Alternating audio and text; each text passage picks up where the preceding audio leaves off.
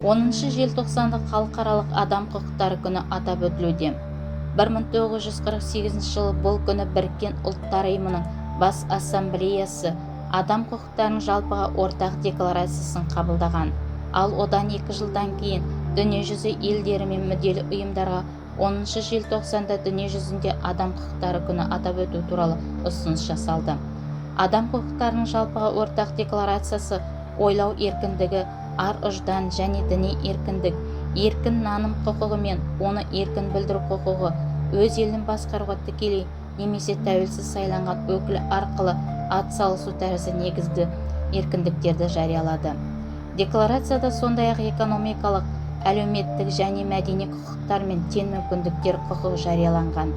Әр адам өзінің нәсіліне, терісінің реңіне, жынысына, тіліне, дініне, саяси немесе басқа да сенім нанымына, ұлттық немесе әлеуметтік шығу тегіне, мүлкіне немесе ру тегіне қарамастан декларацияда жарияланған құқықтарға бірдей ие болуы тиіс.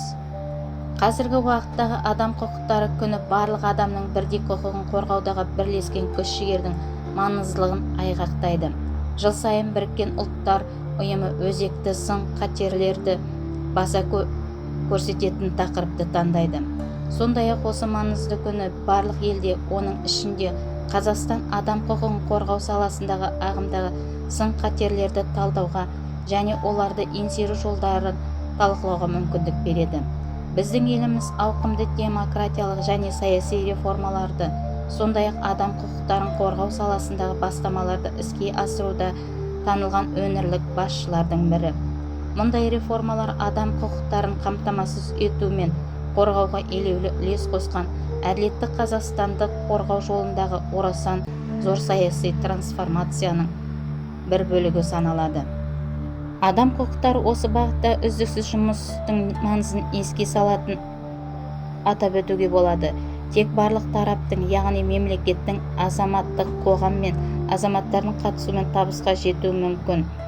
Бірлескен күш-жігер адам құқықтарының тетіктерін нығайтуда, әлеуметтік теңсіздікті азайтуға, сондай-ақ барлық адамға бірдей сот төрелігі мен негізгі құқықтарына қол жеткізуге кепілдік береді. Адам құқықтары жөніндегі уәкіл барлық азаматқа бейжай қарамауға шақырады. Адам құқықтарын құрметтеу, қорғау және іргелету күшті, әділ және демократиялық қоғам құрудың негізі.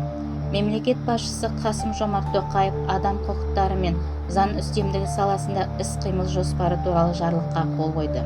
Жоспарда гендерлік теңдікті күшейтуге, тұрмыстық зорлық-зомбылыққа қарсы күреске, қылмыстық сот төрелігі саласында азаматтарды қорғауға, азаптау мен қатыгездіктің алдын алуға бағытталған бірқатар шара қамтылған.